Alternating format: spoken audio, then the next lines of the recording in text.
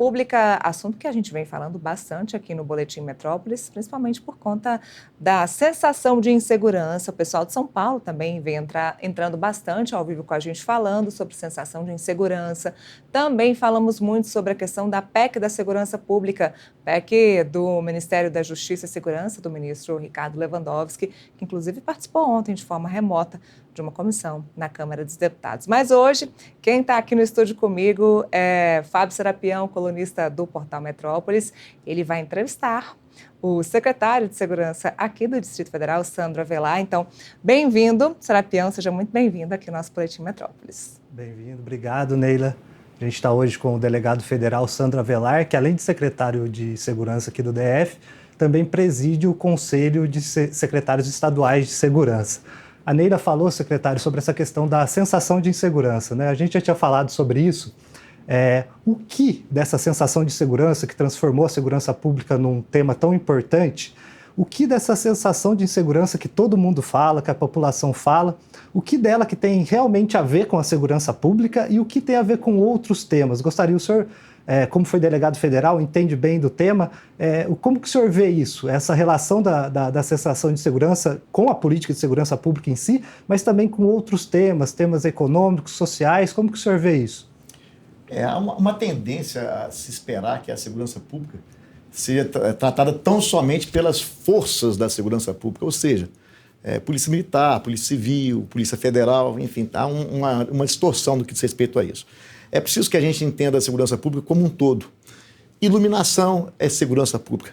Criança na escola com um futuro promissor é segurança pública. Pavimentação, poda de árvores, ou seja, segurança pública tem que ser vista de uma maneira mais ampla do que tão somente se aguardar que a Polícia Militar esteja em cada esquina ou se aguardar que a Polícia Civil consiga retirar das ruas todos aqueles que estão cometendo crimes. Então é importante que a gente tenha esse trabalho, a gente tem feito muito aqui no Distrito Federal um trabalho de conscientização e o nome do nosso programa, que foi lançado no final de 2023, é Segurança Integral. Porque a gente está trabalhando não só com as forças de segurança, mas com as diversas áreas de Estado, né? Temos nos reunido, temos conversado, temos tratado da questão social, que também reflete na segurança pública, né? Mas, sobretudo, tentando trazer uma conscientização para a nossa comunidade, contando também com a imprensa. Por exemplo, Fábio, um crime que nos choca a todos, o feminicídio. Né? O feminicídio, quase 100% das vezes, acontece em ambiente doméstico, onde a polícia não consegue entrar. Se a gente não fizer um grande trabalho, todos nós, que fazemos parte da mesma sociedade, né, no sentido de conscientizar as pessoas, que é preciso denunciar, é preciso também que o governo crie condições de que aquela mulher que é vítima de violência dentro de casa, que ela não fique refém economicamente daquele que vai ser o seu algoz, daquele companheiro que a agride, e ela ainda assim admite ficar naquelas condições, porque muitas vezes não tem condições econômicas de sair de casa. Então é preciso que todos nós façamos um trabalho bastante amplo para que um crime como esse seja alterado, para que esses índices não sejam mais tão elevados. E isso passa por conscientização das pessoas. Há, por exemplo, tantos casos onde um vizinho disca o 190 e chama a polícia militar quando ele se sente incomodado pelo som alto de uma festa, mas esse mesmo vizinho é incapaz de discar o 190 quando ele ouve os gritos da vizinha sendo agredida. Então é preciso uma mudança cultural também nesse aspecto. Entendi. Além dessa parte que tem a questão econômica, social, tem a parte realmente da segurança pública em si, né? Das forças de segurança, do arcabouço da legislação, enfim. O senhor, como presidente do Concesp, está à frente de um debate para se apresentar algumas propostas depois de uma reunião que vocês vão ter em julho, sobre especificamente esse tema da segurança pública. Enquanto isso, o governo federal apresentou o PEC da segurança, diz que está debatendo um projeto ali antimáfia, tem outros projetos no Congresso, né?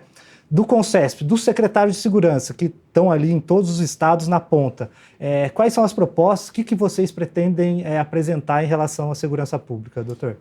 Após a apresentação da primeira versão da PEC pelo Ministério da Justiça, nós fizemos algumas reuniões e, por unanimidade, ou seja, os 27 secretários de Segurança Pública, independentemente de viés partidário, se é de governo de esquerda, de direita ou de centro, os 27 chegaram a uma proposta comum uma proposta alternativa àquela primeira versão do Ministério da Justiça. Com base nessa proposta, o Ministério da Justiça mudou alguns dos pontos que ele trazia na primeira versão e já na segunda versão ele compôs de uma maneira mais concernente com o nosso pensamento. Ele compôs, por exemplo, algumas redações onde ele garante que os governadores vão continuar tendo autonomia para gerenciar as suas respectivas corporações. Então, esse respeito ao princípio do Pacto Federativo é algo que a gente pregou muito fortemente, né? O CONCESP pregou muito fortemente. Dos 27 governadores, 26 endossaram essa proposta que eles chamavam a proposta dos secretários de segurança, né? Então, assim, a gente vê que há todo um consenso no que diz respeito ao que vem sendo discutido por esses profissionais da segurança pública que hoje estão à frente das 27 secretarias de segurança pública de todo o Brasil. Então, eu considero que essa segunda versão é uma versão bem melhor do que a primeira. Mas tem alguns pontos que são cruciais que têm que ser modificados. Por exemplo, logo no primeiro dispositivo da emenda, fala-se que as diretrizes gerais da segurança pública serão ditadas ouvindo-se o Conselho Nacional de Segurança Pública.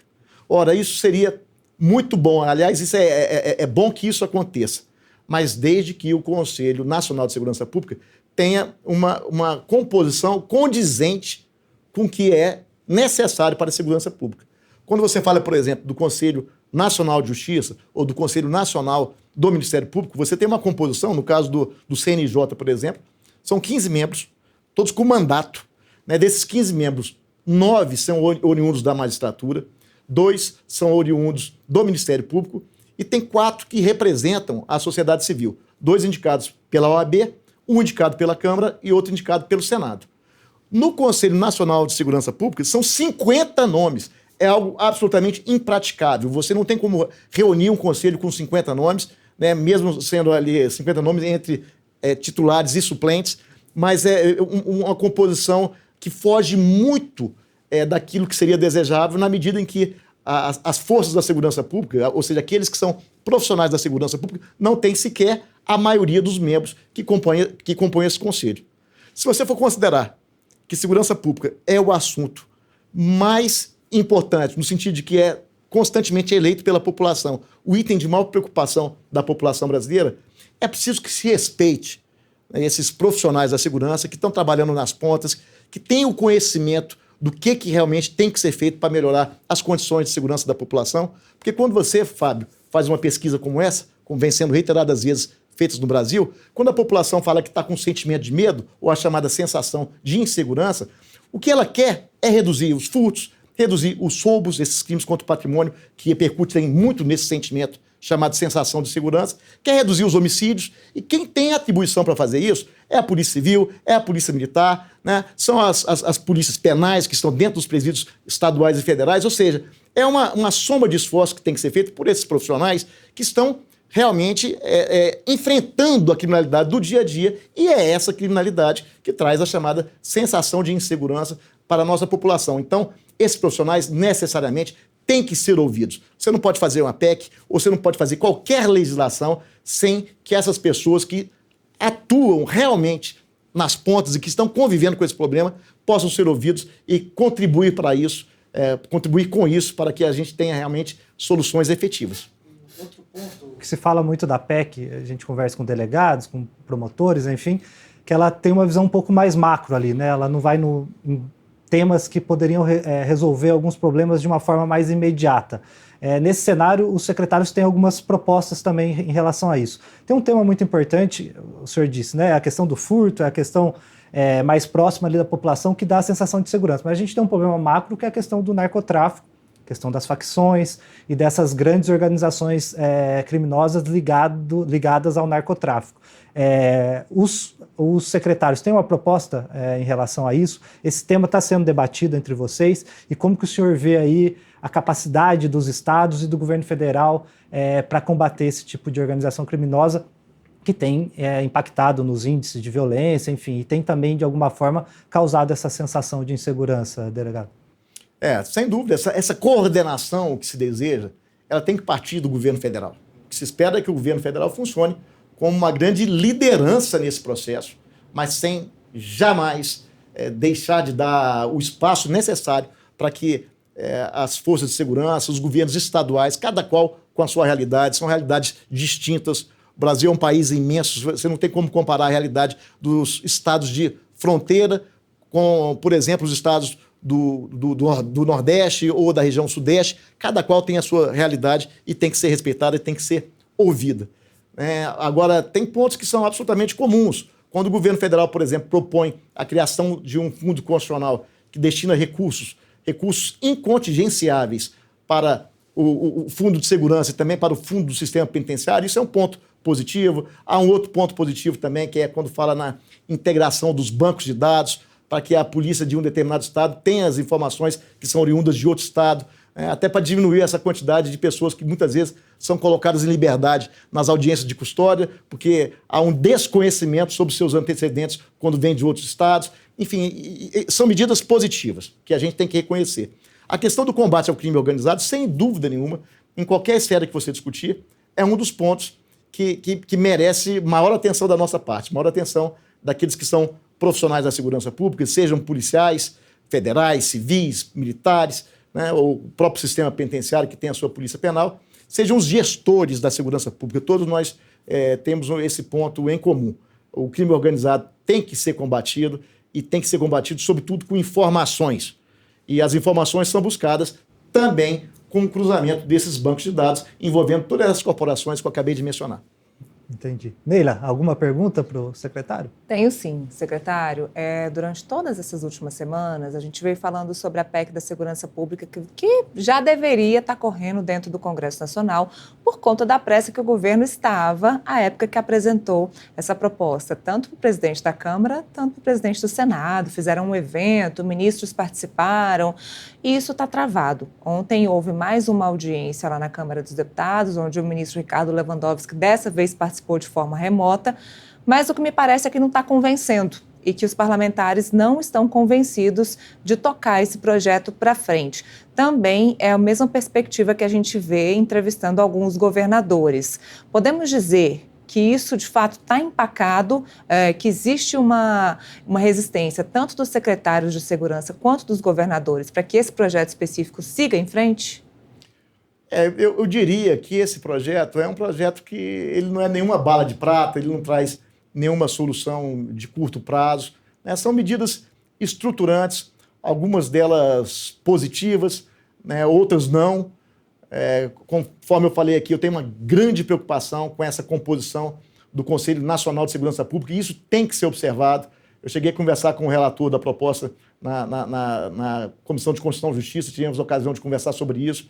Isso é um assunto muito sério, tem que ser tratado com a seriedade devida, porque, por exemplo, como na Constituição fala no Conselho Nacional de Segurança Pública, mas não fala da sua composição, se isso passar batido, se isso não for observado, corre-se o risco de ter uma previsão constitucional cujo complemento na legislação infraconstitucional, que é onde vai se falar qual é a composição do Conselho, há o risco de que seja algo muito prejudicial se for mantido nos termos que atualmente ele existe. Agora, existe uma série de legislações infraconstitucionais que têm sido propostas por conselhos estaduais, por conselhos regionais. O CONSUD, por exemplo, que reúne os estados da região Sudeste e da região Sul, fez boas propostas que foram acatadas pelo CONSESP, ou seja, pelo colegiado que aglomera todos os secretários de segurança pública do Brasil. Então, é necessário que todos nós que somos profissionais da segurança participemos disso.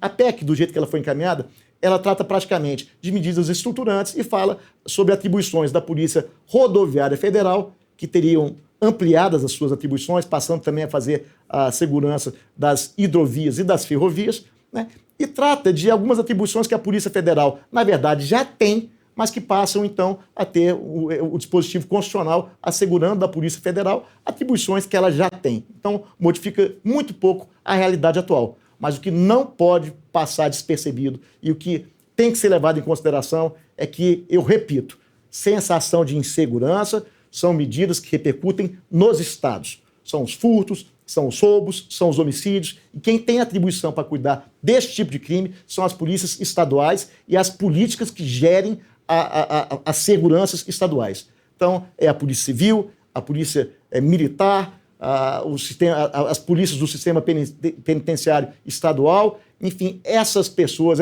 elas têm que ser ouvidas, têm que ter espaço, e várias proposições infraconstitucionais têm sido oferecidas no sentido de dar uma contribuição forte, uma contribuição efetiva e até com resultados de curto prazo, o que não vai acontecer no caso da PEC. A PEC, eu repito, ela é estruturante e as suas contribuições são para médio e longo prazo. Só continuar a minha pergunta, assim, o que seria então, qual é o ponto que está causando essa resistência para que essa PEC não siga da forma que ela está hoje? Eu diria que a PEC, do jeito que ela está hoje, ela, conforme eu falei aqui, o resultado que ela propõe não é um resultado que vai ser sentido agora. A mudança de atribuições da Polícia Federal e da Polícia Rodoviária Federal, isso é muito pouco diante de todo um contexto de um país com as dimensões que tem o Brasil e com a quantidade de problemas que nós temos enfrentado no dia a dia, né, no que diz respeito realmente às questões que preocupam a população. Então, você tem que enfrentar várias questões que independem da PEC. A PEC não é importante para você, por exemplo, enfrentar a questão das audiências de custódia, que colocam em liberdade criminosos reincidentes diversas vezes, às vezes, através de diversas audiências de custódia, esse cidadão é colocado em liberdade até que ele comete um crime mais grave, né, como um latrocínio, e aí só então as forças do Estado vão conseguir alcançar esse cidadão. É preciso que a gente mude essa mentalidade. As polícias muitas vezes são cobradas, elas são sacrificadas, são expostas, porque entende-se, grosso modo, que compete tão somente às polícias fazer realmente a segurança pública, né? Mas poucos sabem que aquele criminoso que acabou de cometer um latrocínio, muitas vezes ele foi preso pelas polícias estaduais, levado à audiência de custódia e colocado em liberdade, ou preso e colocado em liberdade através de alguma progressão de pena que o permite estar de volta às ruas rapidamente cometendo crimes. A população não aguenta isso e os responsáveis pelas dezenas de prisões consecutivas dessas pessoas que são colocadas em liberdade, ou seja, os profissionais da segurança pública, também não aguentam mais isso. O país está sacrificado, a população está com medo, as forças policiais estão sobrecarregadas e é preciso uma mudança legislativa para que a gente retome uma normalidade, né, retome uma prática que seja digna no que diz respeito a coibir esses crimes, né, muitas vezes considerados crimes mais leves, mas que vão desaguar com certeza num crime mais grave, como um homicídio ou um latrocínio. A gente tem que interromper esse processo. Serapião, eu não sei se está no seu escopo de perguntas, mas eu queria saber do secretário um pouco mais sobre crime organizado. O crime organizado não é uma instituição que a gente ouve falar muito aqui no Distrito Federal, a gente não escuta falar muito aqui em Brasília, mas todos os dias o Serapião vê, a gente aqui, o Portal Metrópolis divulga, os colunistas divulgam e nós aqui também divulgamos dezenas de matérias envolvendo crime organizado, PCC, Comando Vermelho, tanto dentro do Brasil e agora atuando também fora do Brasil. O ministro Ricardo Lewandowski, junto com o presidente Lula, também, entre os destaques desse projeto aí da PEC da Segurança Pública, destacaram o combate ao crime organizado. E o que a gente pode dizer sobre o crime organizado hoje no Brasil? O que os secretários de segurança, como é que eles se preocupam com essa instituição crime organizado no Brasil? Complementar, só complementando, o caminho para o senhor, então, para combater essas organizações criminosas, o crime organizado, então, são essas medidas infraconstitucionais, não uma PEC. Seria mais ou menos nisso? Se sim, quais medidas o senhor citaria assim, para acabar com alguns tipos de audiência de custódia, acabar com a progressão de regime? Como que o senhor vê isso? Eu acho que a PEC traz um ponto muito positivo, eu coloquei aqui logo no começo da minha fala, no que diz respeito ao compartilhamento das informações de inteligência ou das informações que constam dos bancos de dados de todas as forças dos estados e das forças federais. Eu iria além. É preciso que, além das forças de segurança fazerem o compartilhamento dessas informações, seria muito importante também se trabalhar próximo ao judiciário, né, para que investigações que estão sendo realizadas não sejam desfeitas, né, por algum tipo de incidente ou má comunicação entre a polícia, o Ministério Público e o Poder Judiciário. Então tem que haver realmente um esforço bastante grande nesse sentido. Só através da integralidade, do envolvimento de todos esses órgãos em âmbito nacional, ou seja, reunindo todas as secretarias de segurança, até porque o crime organizado está praticamente em todos os estados, né? Alguns mais sacrificados que outros, mas de maneira geral está presente em todos os estados. E há uma questão também muito forte relacionada ao sistema penitenciário. Tanto o sistema penitenciário estadual quanto o sistema penitenciário federal têm informações importantíssimas que são obtidas pelos policiais penais e que contribuem para ajudar a coibir e combater a criminalidade fora dos presídios. Nós sabemos que grandes lideranças do crime organizado estão presas e que, mesmo estando presas, ainda conseguem, de alguma maneira, se comunicar com o mundo exterior e ainda continuar liderando essas facções. Então, esse ponto da PEC é um ponto positivo. Todos nós entendemos como um ponto positivo e, se ele existisse sozinho, não somente esse ponto, ele já teria uma imensa importância, que é essa concepção de que a troca de informações é necessária para que nós possamos combater o crime organizado.